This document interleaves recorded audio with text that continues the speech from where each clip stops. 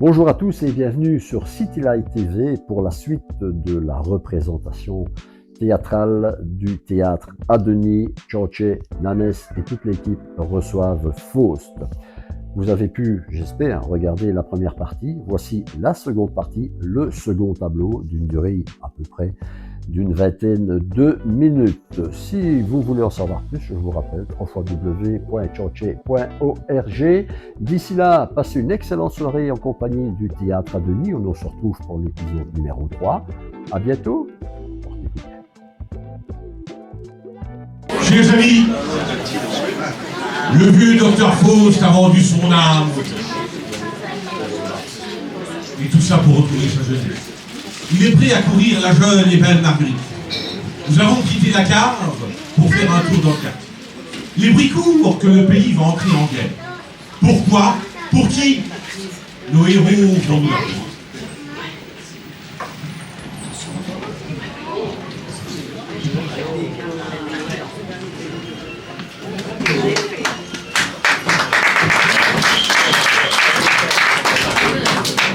Avis à la population!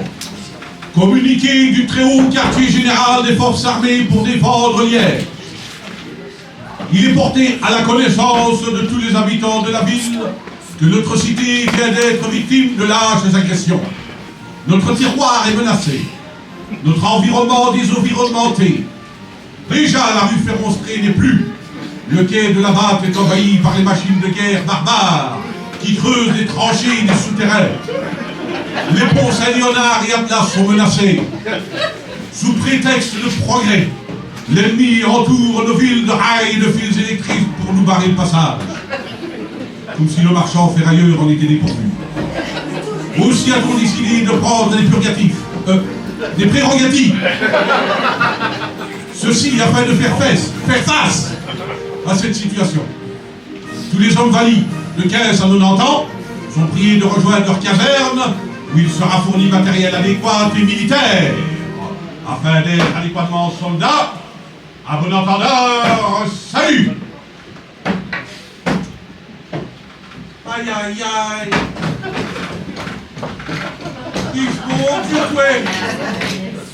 avec fait un doux, il manque plus que sous là. Liguer à ce il n'a qu'à faire trop pire qui vaut qu'on fait une belle hop. Oh, et on va avoir tellement de privations que les gens vont penser qu'on n'était pas liés.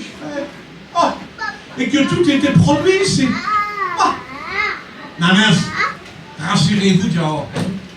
Évidemment, ce n'est pas encourageant. Il faut faire confiance à notre gouvernement, n'est-ce pas? Il va sûrement prendre des dispositions pour bloquer les prix. Avez-vous belle oreille, malheureux? Vous estimez à vous, hein, vous savez, banal. Avez-vous jamais vu que notre gouvernement faisait quelque chose? Oui, pour personne. Il n'a que notre portefeuille, le salaire peut-être, qui va encore descendre. Le reste bernique. Ouais. Ah, ça c'est vrai, hein. Mais comment je vais le faire moi, pour rentrer à l'œuvre dans mon bout de patronne, hein? Avec le guerre, les frontières linguistiques, elles sont seulement fermées, hein? Ja, enfin, je vais y voir quand même, parce que j'ai vécu ici de nombreuses années, hein? Je crois que je vais me mettre au service de militaire, moi. Oh, Pinamino aussi, là, hein? Mais qui nous quartier général fait ça, vous, oh, qui va des carbonautes, là, hein? Ne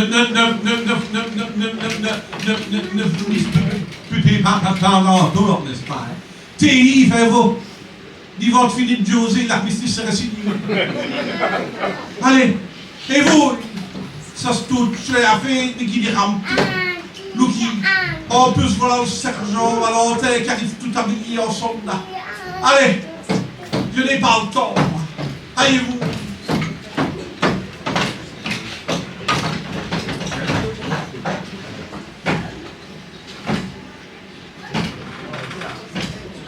Ça y est, la guerre est déclarée.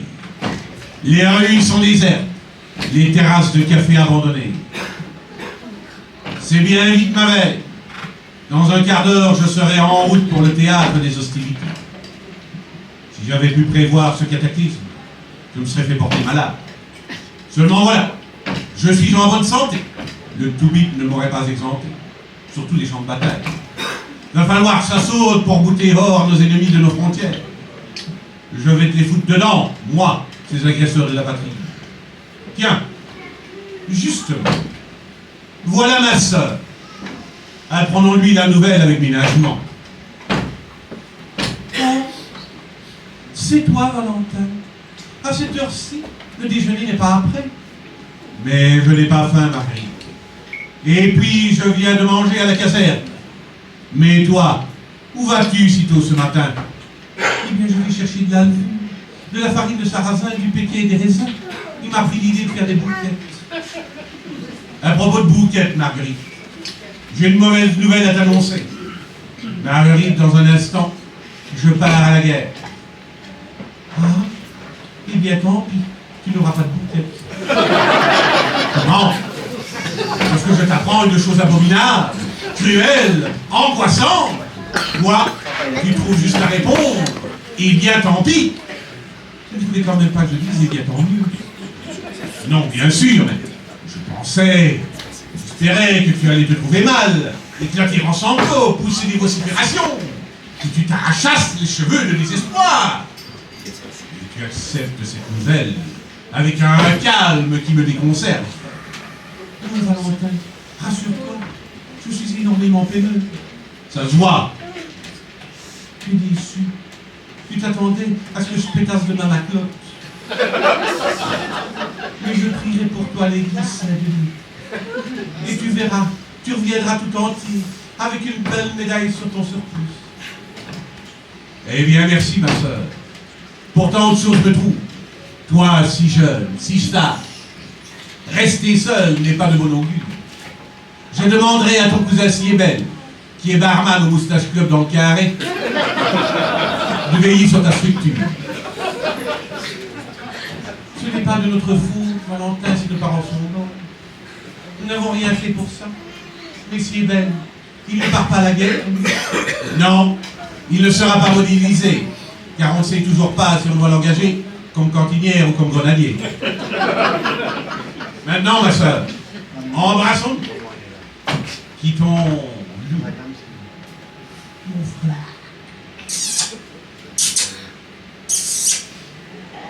J'entends dans le lointain le pas cadencé de mon régiment.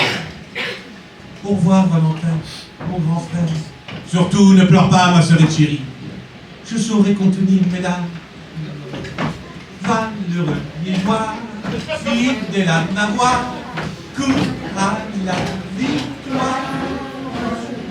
Pauvre petite, elle chantonne pour étrangler son chagrin. Mais, où est donc passé mon régiment? Ça m'étonne. Le brigadier Wagner est en tas. Il devrait me rejoindre devant ma maison avant l'heure du départ. Et je ne vois rien venir. Ce garçon est comme son nom. C'est un nerveux, mais qui n'a que de vagues nerfs. Ah, enfin, regardez. Ah, voici mon régiment. Compagnie! Halt! Ah, vous voilà enfin, brigadier Wagner. Craignez Dieu! Puis-je savoir le motif de votre retard? Bien, c'est pour vous dire, Carton, que nous sommes passés par le Carré. Et comme je ne connaissais pas bien l'endroit, nous y avons pu tourner en rond. Inutile d'insister, j'ai compris. Vous me ferez 4 jours pour des dégradations alcooliques. Je vous en foutrai, moi, du péquet. Et celui-là, avec son pansement, quel est votre nom? Moi, soldat de première classe Alphos.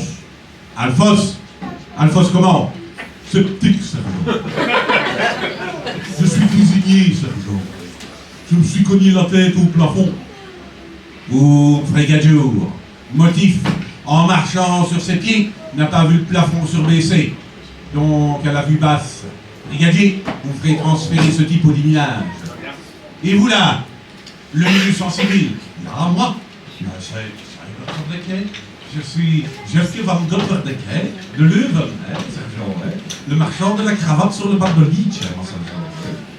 Brigadier, vous êtes resté en plein dans la Légion étrangère pour ce type-là. Allons. Et vous, le tordu en civil? Oui, sergent. On m'appelle Ernest. Vous comprenez? Brigadier, vous mettrez ce gars-là à la mitrailleuse. Et vous là-bas, l'aumônier rouge, approchez là. On a peur de se faire engager? Votre nom? Changez, l'ami sergent. Ah, je vous ai déjà vu quelque part. Tu vous bats cœur. Dis ça, Changez, l'hyper du dieu de la mousse. Ah oui, je vois, encore à pistonner. Vous avez une spécialité? Les côtes de prisonniers. Brigadier, vous mettez ce type-là en première ligne. Maintenant, et m'écoutez bien, les enfants. Par ma bouche, ce que je vais vous dire par ma voix. Nous sommes menacés par une puissance maléfique. Son objectif, faire sur notre territoire ce qu'ils ont fait sur le leur. Des troupes, toujours des troupes. Regardez les rues, des troupes. Les parkings, des troupes. La dérivation, des troupes. Les places publiques, des troupes. Et si je n'ai pas un trou de mémoire, j'ai entendu leur grand chef suprême déclarer à la télévision que la place Saint-Lambert était la Beautrouve de Liège. Or, qu'est-ce qu'une Beautrouve? Un trou et rien qu'un trou. Nous n'en voulons pas, car ces trous n'amènent qu'une chose, des trous dans la caisse publique. Et surtout dans notre porte-monnaie. Notre ville est en danger. Vous allez partir poitrine face à l'ennemi. Vous défendrez votre territoire, brique par brique, pavé par pavé, ruelle par ruelle, rue par rue, bistrot par bistrot. Et s'il le faut, trou par trou. Ja, zeker, hè? Ja, maar comment il le parle bien, lui, hein? Tu es le coup de million de villes de gouttes, hein? Que les influenceurs sur le Facebook, hein, quoi, hein? Silence, légionnaires. Vous me ferez 4 jours à profiter de sa parfaite connaissance de nos 2 langues maternelles pour s'exprimer dans une 3e langue appelée charabia communautaire. Ce qui est une insulte envers la maison de la culture des Chirous et le Vlaams culture de Sténokersé. De toi et les autres, Nietzsche, hein, ce que c'est l'aider le parfait bilingue de la Belgique. Hein. Silence! Je continue. Comme je le disais, notre ville est engagée. Elle est en danger. Et vous allez offrir votre vie pour sauver la pratique. Et vos sergents sur ce terrain-là, moi, j'ai autre chose à faire un peu plus important. Il arrête la conduite disposition. Et maintenant, mes braves soldats, vous les héros, vous les braves cœurs, à l'assaut du boulevard d'Avroy. Quant à Bouygues et Collat, nous les rocherons au-delà de Saint-Nicolas. En avant, les braves, en avant! Pardon! Permettez-moi que j'arrive.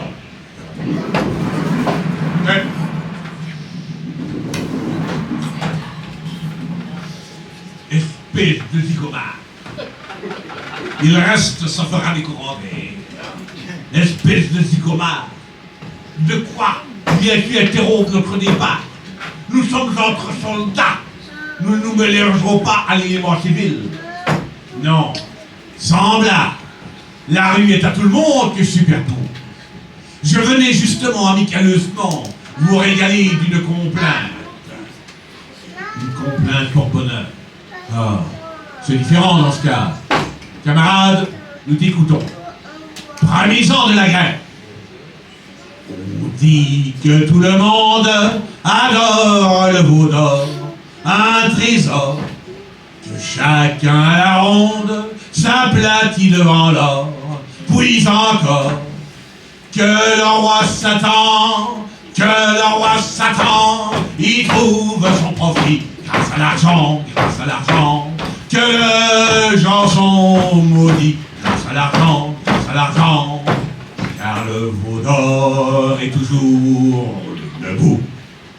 Merci pour cette étrange chanson, camarade. Attends, c'est pas fini. Il reste encore 41 couplets. Nous t'en tenons quitte. Oh là là! Je ne te laisse pas quitter sans avoir trinqué avec toi. Et comme je vois que vous n'avez rien à voir, en voici con.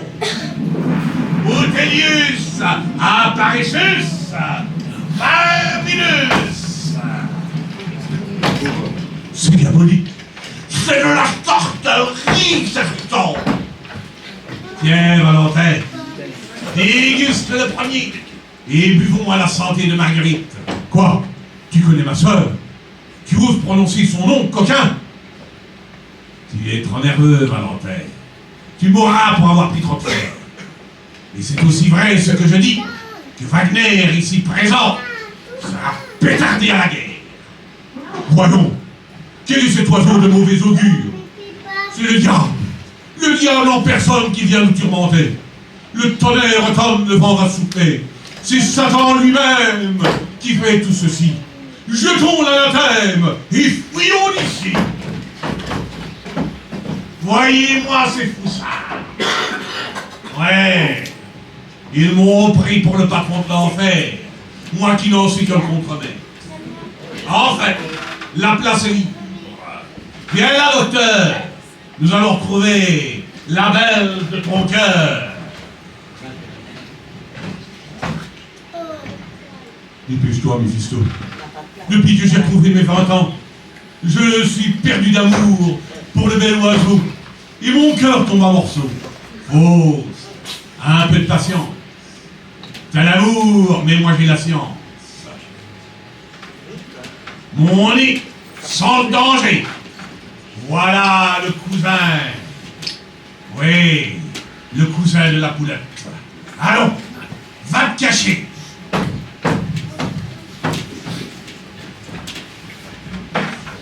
Oh mon Dieu! Quel est ce bougre tout en haut? Bonjour! Salut, fiston! On a bien un joli panier. C'est l'héritage de ta grand-mère. Oh non, ce n'est pas à moi, mais si. C'est le panier de ma cousine Marguerite.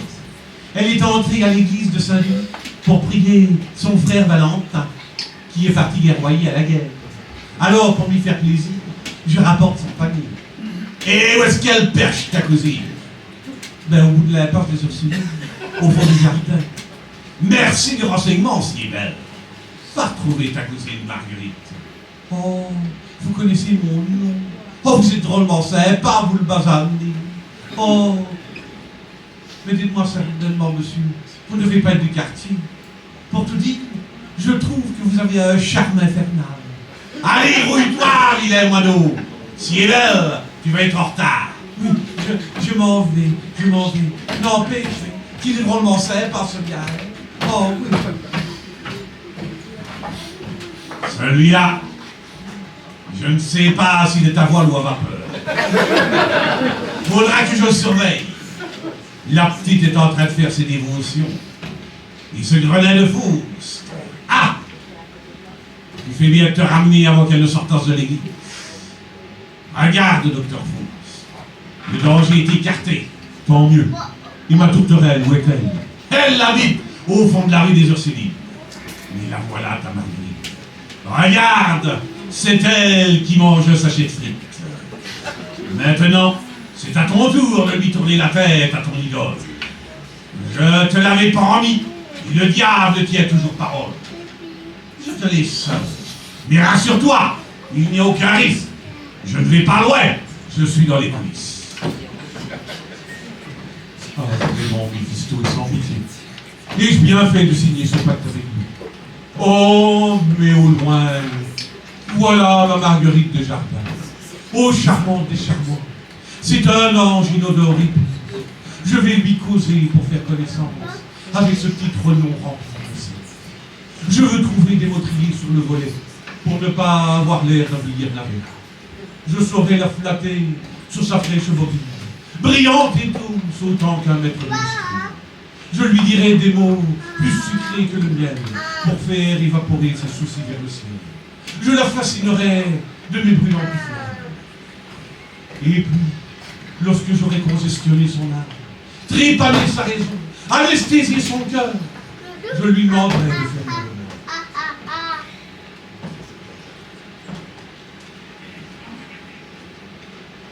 Si, Seigneur, exauce ma prière, mon frère reviendra de la guerre, avec une décoration sur le devant et le grade d'adjudant sur le derrière. Oh monsieur, excusez-moi, je ne vous avais pas invité. Vous m'avez troublé, je ne vous avais point aperçu. Quand vous avez surgissé du bout de la ruelle, en vous yeutant, mon sternum n'a fait qu'un tour. Me refusez-vous dès lors, ô colombe si belle, de passer votre bras si dodu sous mon aile, afin de vous mener au tournant du chemin. Nous irons tout plan-plan, en nous tenant la main. Au grand merci, monseigneur. Mais je connais la ville, et surtout la ruelle qui mène à ma maison. Je vous prie chastement de me laisser tranquille, car vos arguments ne sont pas nécessaires.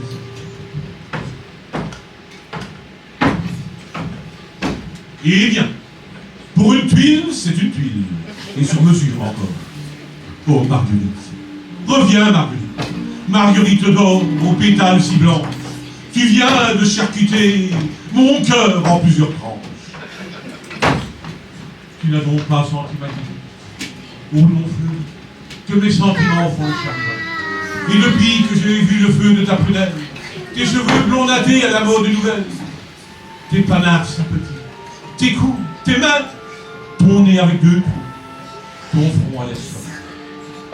Maintenant que j'ai vu ce paquet de merveilles, comme un ventre affamé, mon cœur n'a plus de reste.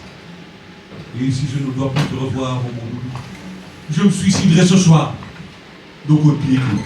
Allons, quelle nouvelle! Où en est-on? Je l'ai vu, je l'aime, je l'aime, je l'aime! Tout ça d'une seule troque.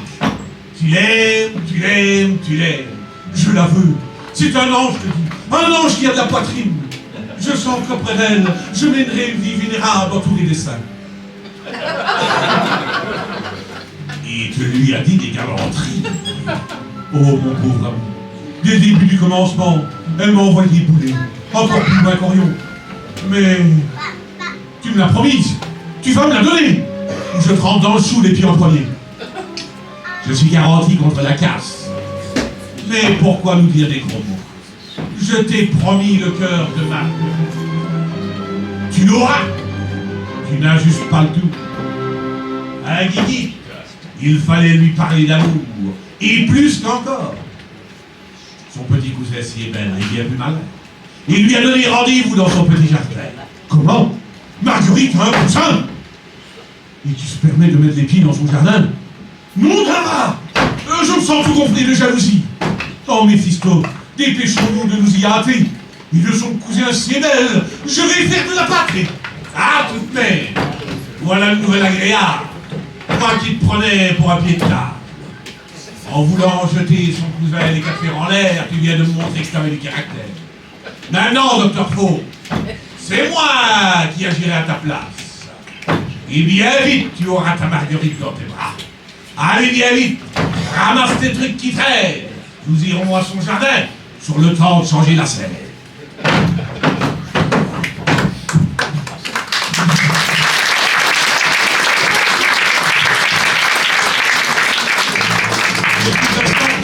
Le temps d'aller dans le jardin de Marie.